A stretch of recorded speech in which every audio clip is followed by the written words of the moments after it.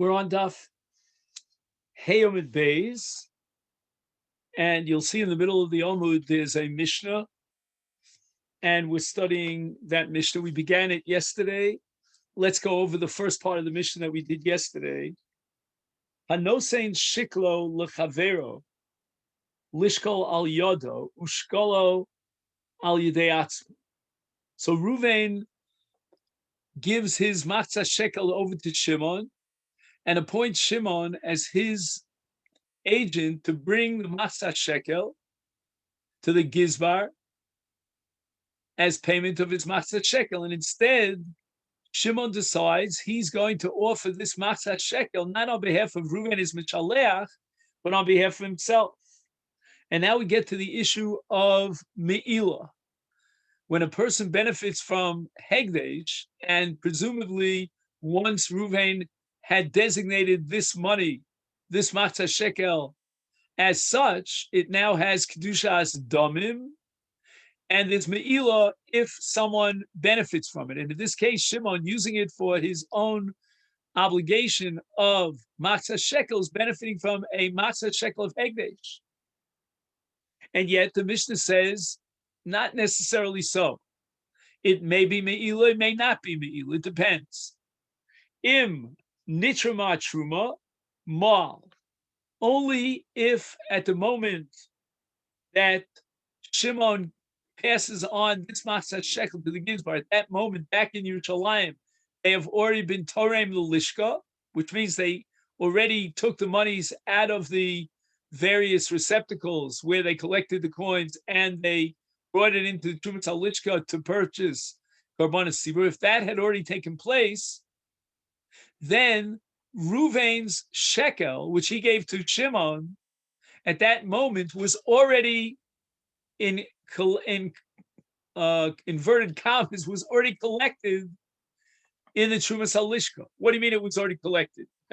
You're in Haifa and they're collecting the Lishka in Yerushalayim. But the answer is that we have a principle that when they do the Trumas HaLishka in Yerushalayim, they have in mind all the future shkalim that are on their way that have been designated, earmarked for matzah shekel. So already at the moment that Reuven gave the shekel over to Shimon, and Shimon brings it to that gizbar, it already was nitra truma, which means it's already been, again in quotation marks, received in the Beis HaMikdash. Once it's been received in the Beis HaMikdash, it's upgraded to this full-fledged status of a matzah shekel, and it's considered gamur. It's legamre, completely in the reshus of Hegdesh, and that which is in the reshus of Hegdesh is subject to me'ilah. Now, the flip side, which is not explicitly mentioned in the Mishnah, would be kodem shenitra truma. And at this point, although I have to admit, there's no question about it that Reuven had designated this matzah shekel for the purpose of matzah shekel, but that's not called a full-fledged Hegdesh. It's on its way to becoming Hegdesh, but it's not yet there because adayin lo nitrama truma. And in this middle stage between the afrasha and the nitrama truma, the status of the shekel is a quasi Hegdesh, but not a full-fledged Hegdesh. It's on its way to becoming Hegdesh, but it doesn't have a full status of Kedushas Damim, and therefore there's no Me'ilah. Now, again, conceptually, the tricky, sticky part of this whole Mishnah is the status of the matzah shekel between the time that it was separated by Reuven and the time that in Yerushalayim they were already with Torah in the Truma. During that Beni period, is the matzah shekel Hegdesh or is it not Hegdesh? I mean, you and I would have said it's Hegdesh. I mean, the very moment that Reuven designates it as matzah shekel, it's Hegdesh. No, it's not yet Hegdesh Gomer. This that middle of the road. There's got to be a tzvei dinim here. I don't know what it is yet, but that middle stage. So in that middle stage, there's no me'ilah. Now we have another case of a person who already designated monies, currency, a matzah shekel for bedek habayis. He was magdish these most lebedek habayis. hashokel shiklam and a hegdesh. These mos have the status of hegdesh. He had already designated as such, and now he's using them, the same mos of hegdesh that he himself was magdish, for purposes of fulfilling his mitzvah of Masechet Shekel. Once again, do we say that by virtue of the fact that he's benefiting from this Masechet Shekel, using it as it were for his chiyuv to be in fulfillment of his obligation of Masechet Shekel, he's now a moel? It depends. Nitra matruma. If at this moment that we'll call him Shimon. In this case, you can call him Reuven as well, but let's call him Shimon. We start. So Shimon now gives his hegdesh as Masechet Shekel, and now l'chora he's fulfilling his obligation. Is he a moel? So first the Mishnah says, wait a minute, was it nitra matruma? Because again, if it wasn't nitra truma yet, then it's not a full-fledged hegdesh gomer. And then the Mishnah adds v'karva behema. We have another condition. He's only going to be chayv from the Me'ilah if not only in Yerushalayim did they transfer the mos from the shofros over to the Trumas Halishka, but they already purchased a behema with those mos in Yerushalayim, and karva habehema. They already shechted the animal, and we don't know exactly what's going on here in this Mishnah. Then ma, in other words, at the moment that he was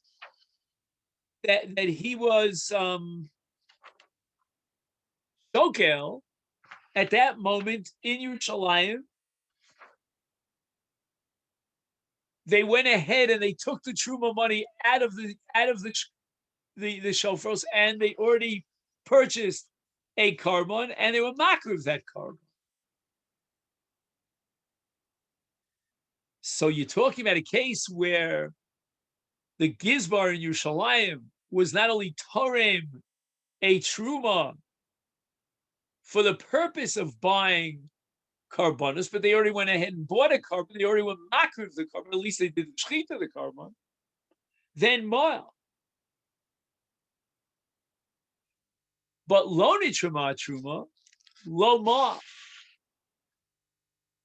So what I'd like to do now is to learn with you, if you have it inside, it would be great, the taklin chadatit.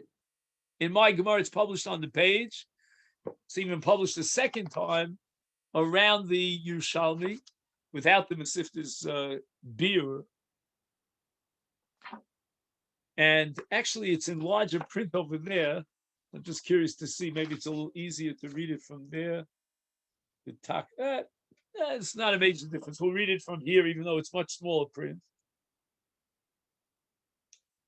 And the Dibra Maschil here is Mina Hegdesh. So again, we're talking about the second case in the Mishnah, Shokel Shiklo Mina Hegdesh. Shahaya biyado mos shehigdish leberek habayis. V'savar shehem shel chulud v'shakal mehem shiklo. This seems like a classic scenario of Me'ilah. He mistakenly thought that these mos were not kadosh, were not hegdesh leberek habayis, used them for chulin, and he was mechalel the kedushas berek habayis that's inherent to these mos, and he should be chayav a korban Me'ilah plus chomesh. No, nitra mo hatruma v'kana behema. Again, the word v'kana in singular means the gizbar in Yerushalayim was kona behema. The osa truma v'hikrivuha. Right, he's got to be loyal to the language of the Mishnah. The Mishnah says hikrivuha. As in such a case, nischayev hashokel karban me'ilah. So if I understand correctly, there are two things going on in two parts of the world, so to speak, in two parts of the map of Israel. In Haifa, Shimon was shokel mos of hegdesh, mos that he had already designated for Bedek Habayis, and he was shokel them for Masechet Shekel.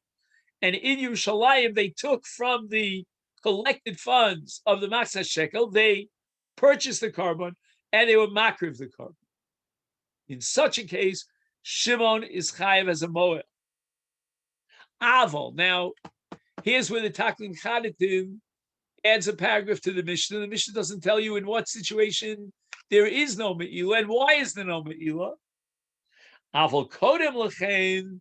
If in the Yerushalayim they have not yet done X, Y, and Z, meaning they didn't take the monies out of the shofros and deposit them in the Trumas Halishka, that's A. B. Even if they got to that stage, they still haven't purchased a carbon, a behema. And even if they got to A plus B, they still haven't gotten to C. And they weren't yet makriv that behema as a carbon tzibur in the Mikdash. That's called kolim l'chein. Loma, you didn't have yet A, B, and C, then Shimon is not a moed. Lefi. So I'm hoping that this word lefi is going to be the beginning of our Yeshua, and the Taklin Chadatin is now going to interpret and reveal our eyes, uncover our eyes as to why there's no me'ilah until the behema was brought on the mizbeach. Lefi she'ein me'ilah ela b'motzi min ha'hekdesh. I'm sorry, wait a second. Just 1 second. Ein me'ilah ela b'motzi min ha'hekdesh l'chulin. Okay, wait a second. This is only half the story. Because again, if we already passed stage A, B, and C, and they were already makriv the carbon, then Shimon says in the Mishnah is chayav mishum me'ilah. Where's motzi es ha'hegdesh l'chulin in that case? I mean, just because they brought the behema on the mizbeach, therefore it's motzi.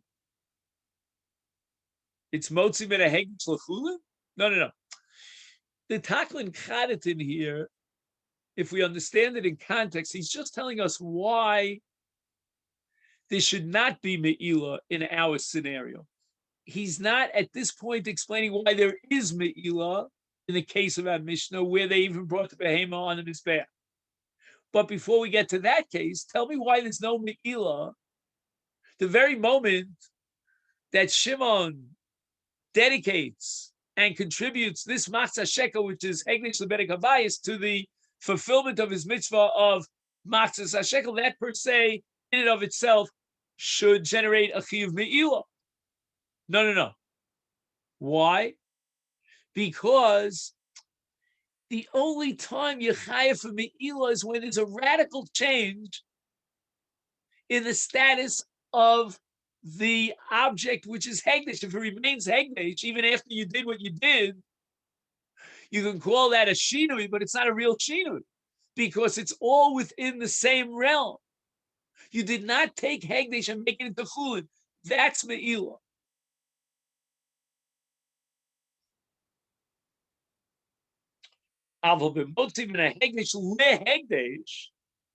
You take it from one hegdish and you earmark it for another hegdish. It was meant for Bedek Habayis, and you now earmark it for the Masechet Shekel.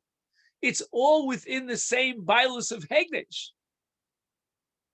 What happens to Masechet Shekel?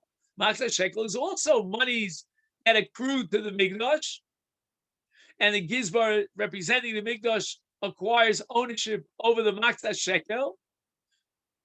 What was it before you were Moel? And before you designated as a Masechet Shekel? It was Kadosh Lebedek Habayis. It was already money owned by the Mikdash. Imagine, I mean, again, Mashal Aman Dover, there are different offices in the Mikdash, different branches and functions and clerks and the secretaries, right? So you designated it, and the most were designated for one office, and now you send it on to a different branch. Across the road, there's another entranceway, another office where they use the monies in a different way, but it's all under the auspices of the violence of Hegdesh. That's not Meila. The Afal Pisha Nene, from the fact that his mos were now redirected to the other office, the office of the Masechet Shekel, he benefited from that. He now has exempted himself from the obligation to pay out of pocket of Masechet Shekel. Eino Moel. But now, what it's called, the Takli Mechaditin now has to address the following question. So why in the Mishnah is he chayav mishum me'ila? I mean, again, it's not Yotze L'chulin. He's not redirecting his mos from Hegdesh to Chulin. Eluli achar sha'asa ma'aser behegdesh hasheni.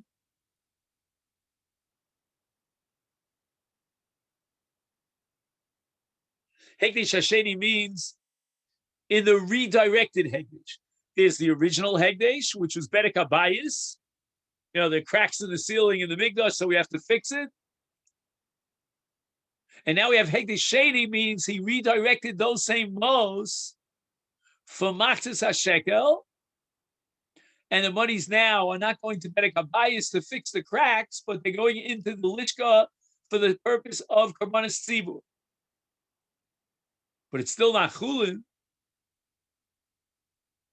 Awesome. The Hegdesh Sheni. The Hegdesh Sheni was not some sort of theoretical designation. You know, he took these mos of Bedek Habayis and he said, you know what, let's use them for the Lishka, for the Karbanos. No. It was more than that. It was Asa Maisa. And that Asa Maisa, which means they took the mos for purposes Karbanos, and they actually brought the carbon on the Mizbeach, that already profoundly impacts on the change, on the shinui from the original designation to what it ended up now, in such a way that he's chayav mishum meila. So again, meila doesn't mean that it has to go from Hegdesh to Chulin. Even within Hegdesh, it could be a chiyuv meila, but it's got to be a radical shinui.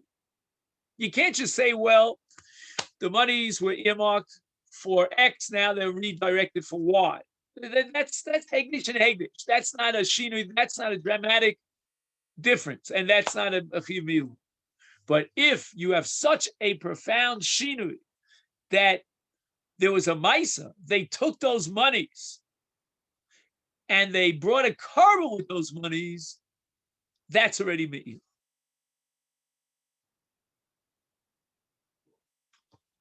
What I'm tempted to think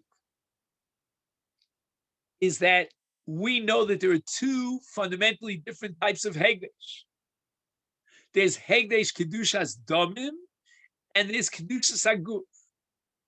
Classically, we understand Kedushas Aguf is the Zevach, the behemoth itself. And as Kedushas Aguf, there's no pidyon, and it's a much more severe Isur than Kedushas Damim. But we never understood, I'm using the royal we because I'm really talking about myself, that the mos themselves change their status. If the mos themselves, up until the point in which, right prior to the moment in which they purchased and then brought the carbon on the Mizbeach, the mos are Kedushas Damim. But somehow, once the behema is brought on the Mizbeach, because we swapped the mos for the behema, then the mos themselves have reached the culmination of their Hegdesh in a status of Kedushas Haguf. Again, I'm afraid to say it, but it's maybe it's not a full-fledged Kedushas Haguf, but it's almost inherently a Kedushas Haguf. Why? Because these mos now, on the mos which magically converted, was transformed into a behema that was nikrav al mizbeach. So that up until the moment of hakrava, everything is kedushas damin. At what point does this behema achieve or receive and is upgraded to the status of kedushas haguf? That's the moment that it's brought on the mizbeach. So I have a behemoth hegdesh that's brought on the mizbeach, and the moment I am a mekayim the mitzvah of avoda and karman, at that moment the status of the behemoth changes. Its kedusha is upgraded to the status of kedushas haguf. The most now have the status of kedushas haguf. You took most that were kedushas damim, and they were converted by your redirection, together with the fact that the carbon was brought into an upgraded kedusha of kedushas haguf. That's already me'il. So it's interesting. We have three levels. We have chulin, we have kedushas damim, and we have kedushas haguf. Me'il applies in one of two directions. Either I lower it from kedushas hegdesh of damim down to chulin, or paradoxically, I upgraded from kedushas damim kedushas haguf. That shinui is radical enough to engender a chiyuv me'il. Now, at this point, the taklin chadatin swings back to the Reish of our Mishnah. The Reish of our Mishnah mentioned nothing about whether the behema was brought as a carbon or not. And he says the following: why did the Reisha omit this whole condition of nikrava habehema? Hadlotani nami hadlotani liberation nami karva behema mishum de bereisha meila bidavar she'ein bo pgam imitchila nami kishenasan zeh lishkol al yodo lo lichal legizbar nasan lo lichal legizbar nasan vari nasan legizbar ulekach mal miyat aval hacha de hameila bidavar sheyesh bo pgam the Miktchila Hukdash Hamos Lebenek Habayis Vizen Nosan L'Shekel La Krova Eino Mal Ad Sheyivgo Kidisnan Lo B'Mesechta Me'ila Kol Davar Sheyesh Bo Pgam Lo Mal Ad Sheyivgo She'ein B'Hem Pgam Kevin Shenena Mal Kenu Loshen Agon Achos Nishmoso Eden. So he's the Talmud Muvhak of the Gon, and he says, this is what I heard from the Gon. I suspect that since he's quoting the Gon, he's basically relieving himself of any obligation to explain the Gon. This is what the Gon says. You rack your brains and figure it out. Our problem is that we're not learning Me'ila. So this part of Shekalim, of Masechet Shekalim, overlaps with Masechet Me'ila. Not all of Shekalim is about Me'ila, but this part is. So you really have to be more oriented in Me'ila. What does the Mishnah mean in Me'ila when it says Kol Davar Sheyesh Bo Pgam Lo Mal Ad Sheyivko? But basically, he's trying to explain the difference between the Reisha and the Seifa. And he says that the Reisha is Me'ila B'Davar She'ein Bo Pgam, if you don't have to wait for the Pgam, whereas the Seifa is Me'ila B'Davar Sheyesh Bo Pgam, and Eino Moel Ad Sheyivko. Those are the technical, shall I say, terminological differences in terminology between the Reisha and the Seifa. But conceptually, what does it mean? Substantially, what does it mean? He says, B'tchila in the Reisha, Nosan lo lichkol al yado, which I assume he's going back to Reuven. Lo licha legizbar, Nosan. And Reuven gave over the shekel to Shimon, lo licha. That Shimon should be a shliach to bring it to the gizbar.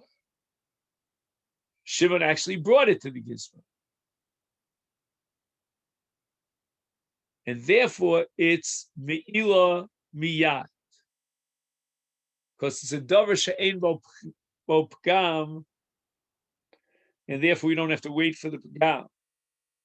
But in the Seifa, it's me'ila b'davar she'yesh bo pgam.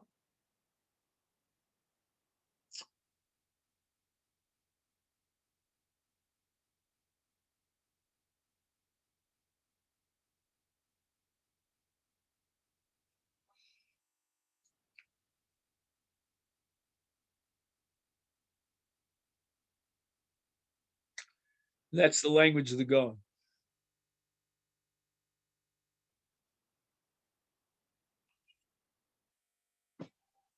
Okay, that's what we have so far. Now the Mishnah goes on and speaks again about redirecting Mos for Shekalim. Which Mos? Masechet Sheni. So it means that he separated 1/10 of his produce on the first, second, fourth, and fifth years of the Shemitah cycle. And these fruits of Masechet Sheni are meant to be brought to Yerushalayim. All the alternative is that he is podis machalel the kedushas Masechet Sheni onto Mos, which is exactly what he did. Now he takes from this pot of Mos and he brings it to the gizbar, contributing it as machzah shekel. Another case, Dmei Shvius. So on the 7th year, he's got peiros that have kedushas Shvius, and he sells those peiros, and the damim now take on kedushas Shvius. He takes this damim and he designates and contributes it to the gizbar as machzas hashek. Is yochal kenegdam? We don't know what that means. The Gemara is going to try to analyze what yochal kenegdam means. The Gemara. Hashokel. And we're going now to the middle case of the Mishnah. And he took Hegdesh money and he used it for machzas hashek. The Gemara asks the following kash. Anan Taninon, in our Mishnah, it says, Im karva behema. He's only considered a moel. His me'ilah is engendered if in the Migdash they've already taken the monies from the Trumas Halishka, purchased, and were makriv a karma. If they haven't yet been makriv the carbon, he's not a moel. Even though it's already after Nitramat Truma, and it's after they purchased the behema. But nevertheless, the Mos Hegdesh, which he used now to be shokel his machzas hashekel, had a kedushas bedek habayis, and now when he's shokel them, Medayan, they still have the same status, the same kedusha bedek habayis. They will only become a kedushas haguf after the carbon was brought on the mizbeach.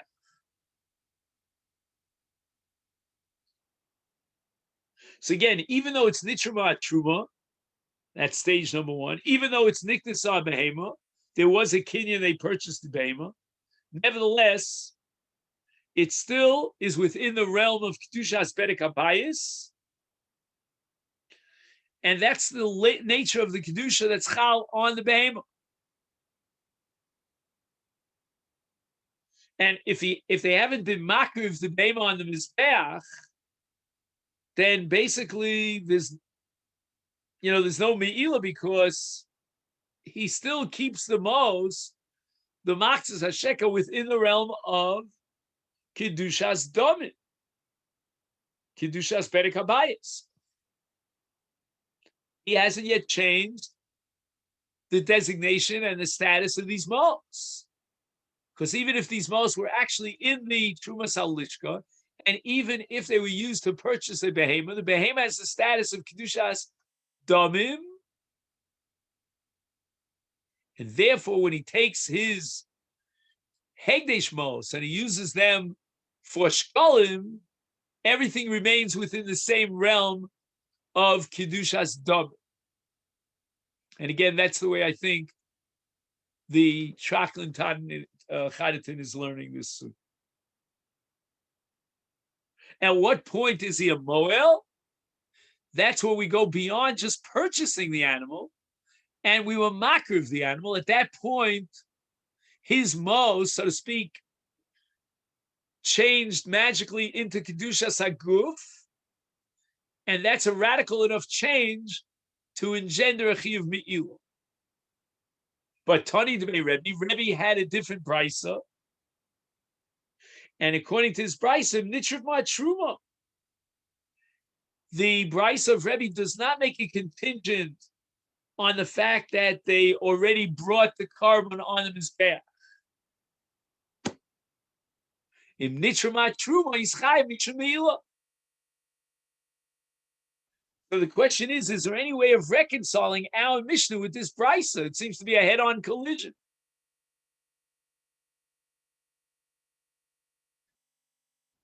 So what's going to go on now is the Gemara is going to try to explain that this brisa reflects the Shita Reb Shimon. This is not the Reb Shimon that we've been talking about recently of Achrayus and Davrei Goyim L'Mamon. It happens to be the same Tana, but nothing to do. Antana, who is the author of this brisa of Nitrimat Truma, at the very moment that they withdraw the monies from the shofros and redesignate them by adding them into the Trumas Halishka for purpose of karbanos, and he's already a Moel. We don't have to wait until they purchased the carbon and brought it on the mizbeach. That's Reb Shimon. The Omer Reb Shimon, Biyad Hayamakabel Ma'osa.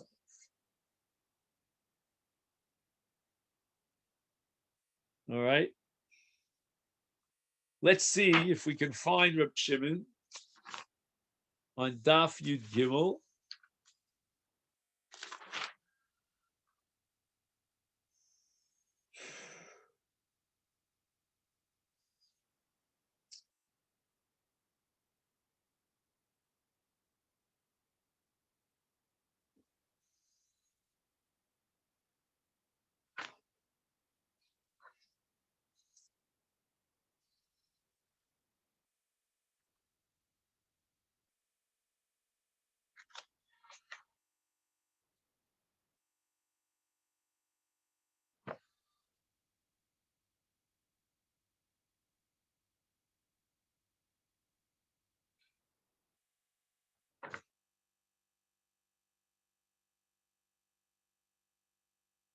Just 1 second, sorry.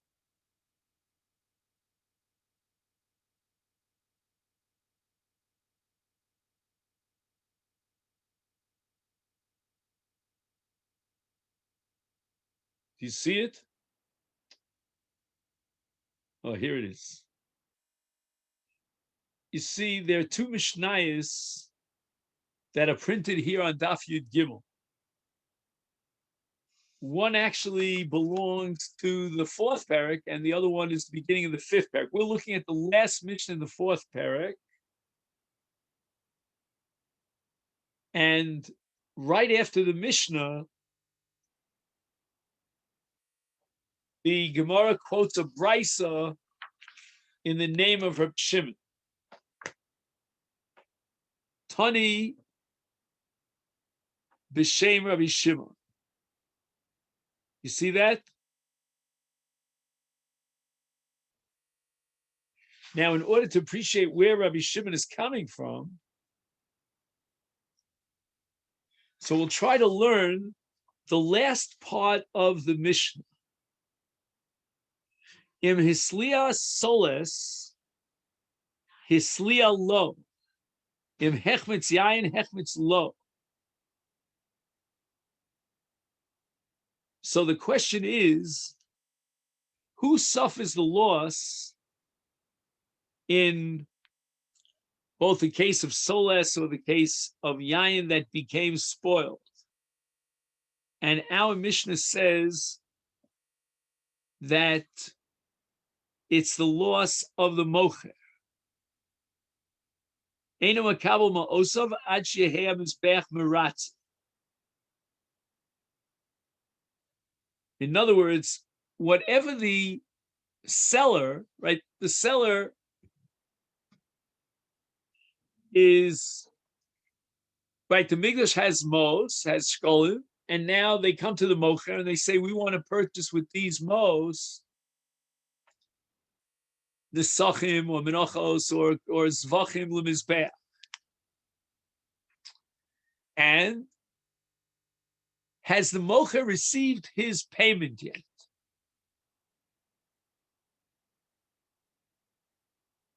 If he has not yet received his payment, then he doesn't have to take the loss. As Tani Debei Rab Shimon, miyad hayu makablim esmos sehem. The Hegdish would pay the most immediately upon purchase. And now the question is, if the mocher has the most, he has to deliver the goods, the soles, the yayin, and it could be that he'll dilly-dally. And in the delay, the soles will become mitula, and there'll be bugs and so forth and so on, and the yayin will be machmitz. So the question is, should we withhold payment until after the carbon is brought on the mizbeach, so we know that everything is kosher v'yosher? And the Mishnah takes the position, we're not going to pay him, we're not going to deliver the mos. And now the kinyan is not, the transaction has not been finalized. And therefore the mocher is stuck with the yayin, it still is his with the soles, and it's worthless because it was hichmitz or it was his liah. So the mocher is going to suffer the loss. And the reason for that, for the fact that we withhold, why is it that we withhold the payment? Because we're always afraid that maybe the mocher will not be careful about it. There's no one supervising him. And by the time he delivers it, it'll be too late. It'll be a sliya or hichmitz. So to circumvent that problem, we're going to tell the mocher, listen, buddy, if it's hichmitz or a sliya, you're going to suffer the loss. We're not giving you any mos now. We're not clinching the kinyan. And that's going to be mizares him to transfer the soles or the yayin immediately, as soon as he can. Comes along Reb Shimon in a brisa, and he says, "Miyad hayu makabel esmos sehem." We didn't withhold the money to pay the mocher because of this chashash, the fear that maybe he will withhold delivery. He will delay delivery, and in the meantime, it'll become puzzle of mizbeach. But rather, Kohanim's reason, hey, the Kohanim will supervise the mechira, and they will guarantee by pressuring the mocher to deliver the goods, so we don't have any fear that his sliya, shemi yasliya, or Shema Yachmitz, and therefore we can pay the mocher up front. Once we pay the mocher up front, in event that something happens to the solus of the yayin, Hegdish is going to have to suffer the loss. But Rabbi Shimon says there's no reason to anticipate that such a scenario would come to pass, because Kohanim's reasoning. He writes here, Ein lach sho shema yisakvu solus v'yayin ad sheyisliu o she yachmitzu.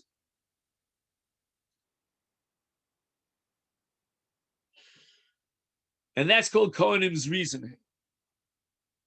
Okay, now let's see if we can take that back to our Gemara.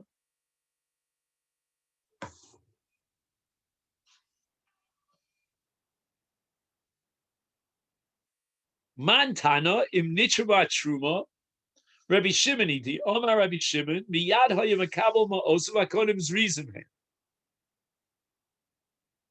So we have the seller. He's providing the karbanos for the mizbeach, and we can assume that under the supervision, says Reb Shimon, of the Kohanim, he will deliver the goods immediately. The delivery will be immediate. We don't have to fear that we're going to deposit the mos in his hands. We're going to transfer the mos to his hands, and then he's going to dilly-dally.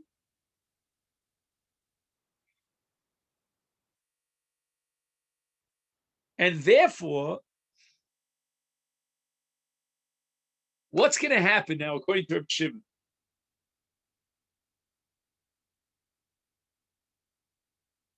According to Reb Shimon,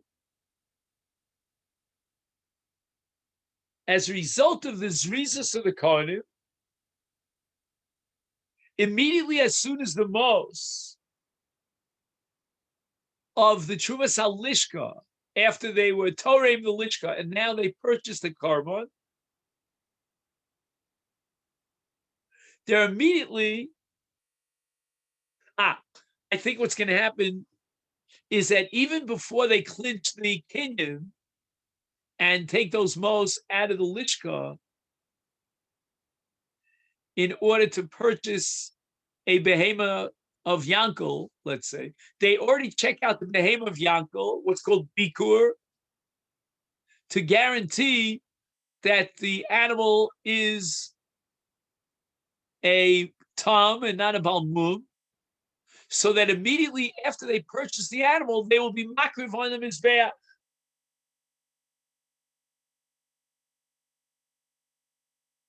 So once we get to the stage of nitra matruma, Rebbe's Brisa says that there's me'ilah. Why? Why don't you wait until they were makriv the carbon like our Mishnah says it? The answer is because we're reflecting now in this Brisa the sheet of Reb Shimon. And once the sheet of Reb Shimon has been accepted, then immediately after Nitra Matruma, we don't have to wait for any stages in between. We've already paid the mocher. Everything is set. The Kohanim made sure that the zevach was royal mizbeach, wasn't a balmum. They checked out the yayin to make sure lo hichmitz and the soles shelo esliya, and we immediately do go into business, into action. We don't delay by a minute. Now the animal is a sholem, it's a tam, it's not a balmum. We'll be makriv immediately. And the same is true for Niskei Yayin and for Menachos. Everything will be brought on the Mizbeach immediately. So once we know that the monies went from the Trumas HaLishka over to the Mocher, and the Kinyan was completed, we already assume that immediately the carbon will be brought on the Mizbeach.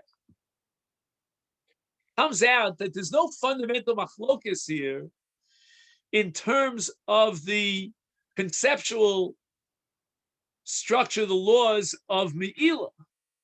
The only question is, do we have to wait from Nitrama Truma until the moment of Nikrava Karma? But that Maisa that we saw in the words of the Trachlin Chadatin of Hakrava, that's true both according to the Mishnah and according to the Brisa. We have to wait for that Krovas HaKarban. The Brisa uses the word Nitra Matruma. The Brisa, in reflecting the Shita of Shimon, means that we've already brought the carbon.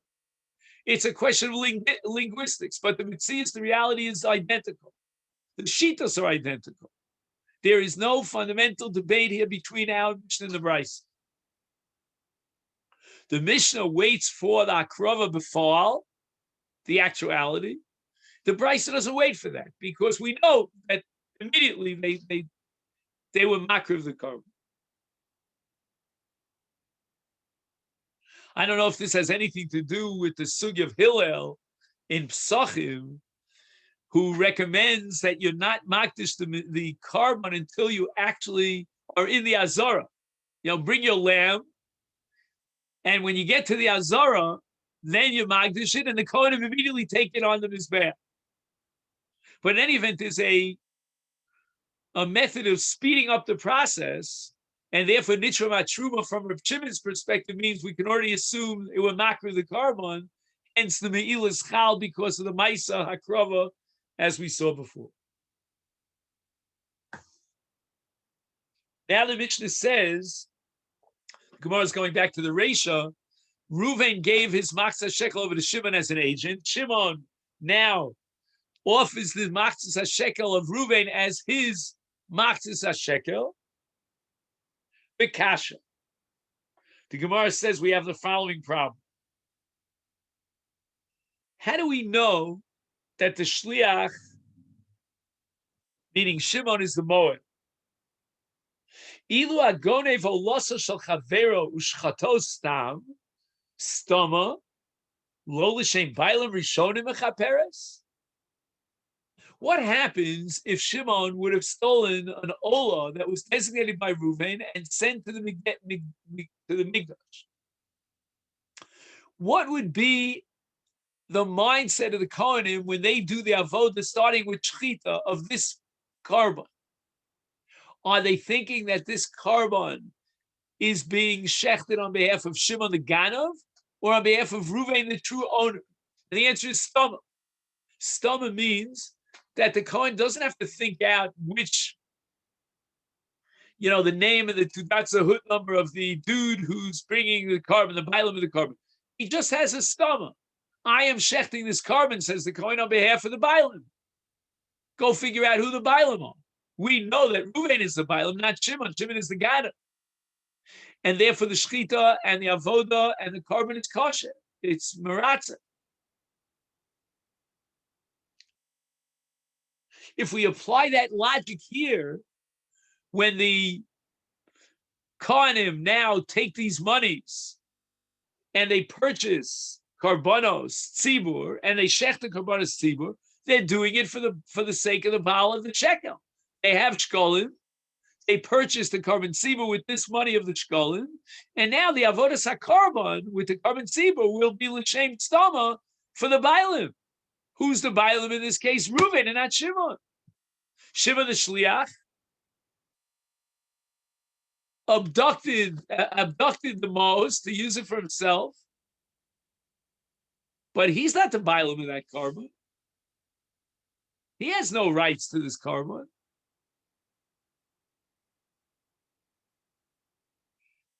That's the Gemara's analogy.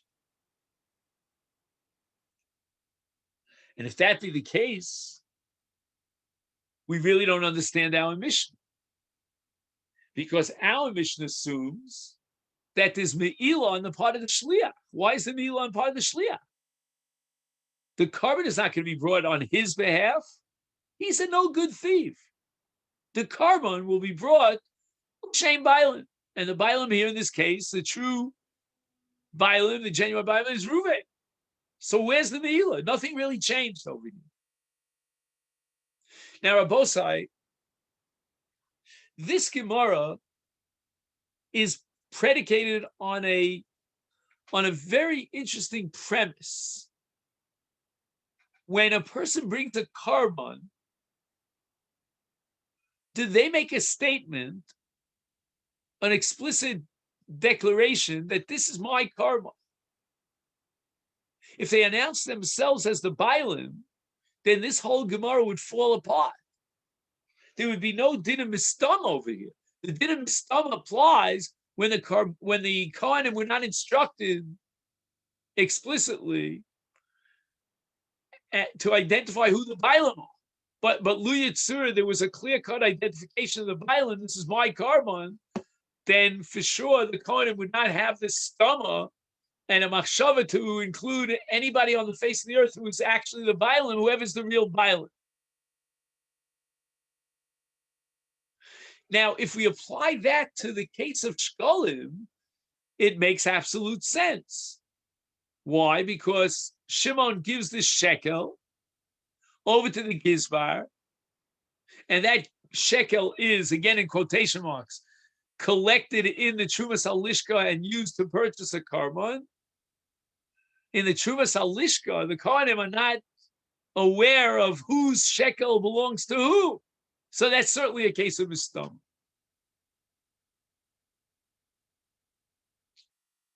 Now again, when you think about the shliach, he had in mind when he gave over the shekel to the gizbar that this is going to fulfill his obligation. But what he has in mind is irrelevant. The gizbar receives that shekel, ships it off to Yerushalayim, and any carbon that's brought is with a stama. It's for the sake of the Bailim, whosever monies we collected and we used in order to buy the carbon. That's our avoda, is to bring the carbon on his behalf. That's called mistama. In truth, when Shimon contributed this shekel, he wanted the shekel to be his machzis shekel, the carbon should be his carbon. We have a principle called dvarim shebelev lo avi dvarim. Unless he makes an explicit declaration, this is my shekel and I want my ownership rights in the carbon, then we apply the principle of mistam. And the carbon is being brought on behalf of the true Bailim. If that be the case, there's no me'ilah. Because presumably, Shimon did not make any sort of claim, this is my shekel and this is my ownership rights in the carbon. Rav Yudin, Tiftar b'misuyam. We're going to have to understand our Mishnah as a case of misuyam. The shliach is a ganav, and he's going to be noeg the minhag of misuyam. Misuyam means I demand ownership in this carbon that's going to be brought with my machzah shekel. That's what the thief is saying. There's no room for mistam over here. It's a misuyam case. The Gemara now wants to know, do you have a precedent within the laws of Shekalim to a halach of misuyam, which is mafkia, the halach of stama? Gemara says, I have a precedent. Michel Beis Rabban Gamliel. So now we have to open up, not to page Yud Gimel, but to page Tes. Let's open up the Amud Tes. And you'll see on the bottom of Amud Tes a Mishnah. And the Mishnah records the minhag that took place with the Shekalim that came from Beis Rabban Gamliel. Shel Beis Rabban Gamliel, Hayanichnas. Now, it says Hayanichnas in the singular. Apparently, the household of Rabban Gamliel would designate one person to represent the entire household of Rabban Gamliel. And Hayanichnas means he came into the Lishka, where they were touring the Shekalim. And he now is dedicating and contributing his machzah shekel on behalf of the Beis Rabban Gamliel at the latest moment possible, when the Kohanim are just about to close shop, take bags of their machzah shekel, and purchase a carbon tzibur. And he says, hold everything. I want to contribute my machzah shekel. It's in my fingers. He actually shiklo beinetz for osav. When he came into the lishka, he was holding on to, he wanted everybody to see the Masechet Shekel. No one should suspect him that he picked up a Masechet Shekel from the Lishka and he stole it. He walks into the Lishka with the two etzbos holding on to a Masechet Shekel. This is my Masechet Shekel. Uzraka Lifnei HaTorem, whatever Kohen is in charge of removing the shkalim in order to pay up the mochrim who are selling the names for the korban tzibur. VaTorem miskaven u'dechafel l'toch hakupa. The Torem, this Kohen, wants to demonstrate. He's what do you call it in in not Walt Disney. What's it called in the in the world of television? You're out there in Las Vegas, in Hollywood, and so you want to impress the world. So this Kohen HaTorem, Misayelo, that's what the word miskaven means. Udchafo, and he holds on to the Masechet Shekel, and he puts it into the kupa, as if to say, yes, your shekel has now been received. And the commentaries say that this Torem is not a member of the Beis Rabban Gamliel, but Oavo shel Beis Rabban Gamliel. So in order to show and demonstrate that this shekel is now entering into the Lishka for the sake of Beis Rabban Gamliel, it is specified, that's the opposite of Stoma, he helps he pushes the hand of the member, the representative of the Beis Rabban Gamliel, and he pushes his hand with the shekel into the bag, into the Trumas HaLishka, this great kupa, this great large bag. So the Gemara uses Rabban Gamliel as a precedent for the possibility of what's called b'misuyam. B'misuyam means, all right, he doesn't tell me what misuyam means, but I think misuyam means where it's explicitly designated for the Ganav in this case, for Shimon. Let's just make sure if he has in English a translation of the word misuyam.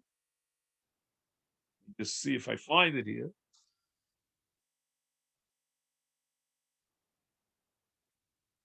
Turn a bunch of pages here. He says identifiable, but then he has a little bit more in small print. He writes, it's recognizable that it's been withdrawn for the agent. The agent means Shimon, and not for its true owner. Okay, he calls it recognizable. I would just say, in my language, he made an explicit proclamation. He enunciated that I demand that this shekel be accredited to my account, and any behemoth that's purchased from the Mos, I have a partnership in. And therefore, when the Kohanim are involved in purchasing and finally bringing the carbon, they have in mind Shimon. Then Shimon is a Moed. That's already Me'il. So he uses the word identifiable. As in the case of the household of Rabban Gamliel, where the household member would toss his shekel in front of the official, I think here means the Gizbar, that Kohen, who's withdrawing the Truma, and the official would intentionally push it into the box. The Mishnah below on 9a relates that the members of the house of Rabban Gamliel had a unique practice when it came to donating their shkolim. Rather than to deposit their shekel in one of the collection tests, each member of Gamliel's family, he says each member, I thought there was one representative, okay, would make sure to be present in the Mikdash at the time the official entered into the Lishka to withdraw the Truma. As the official was ready to scoop up the Truma, this household member would flip his shekel so as to land in front of the official. The official would follow the flip shekel with his eyes, note where it is in the pile that it landed in, and then deftly scoop it up with the other shkolim when he withdrew from the truma.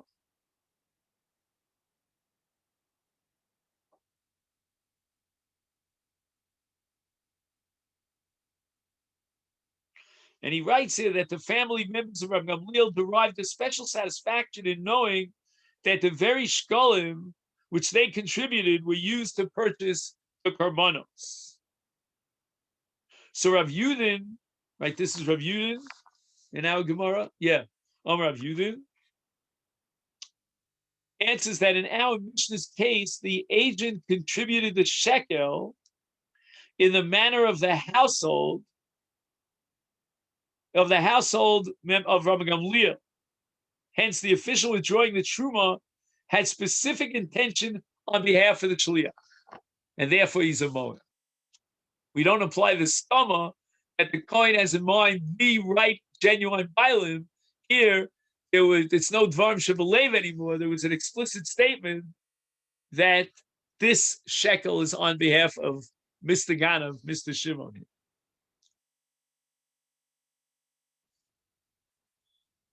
I wanted to get to the end of the sugya, but maybe we can fit in a minute. We'll see. The Gemara says, "V'chash lomar shemel shirayim heim noflim." All right, no, this is more complicated. I don't want to do a botched job. So Rabbosai, let me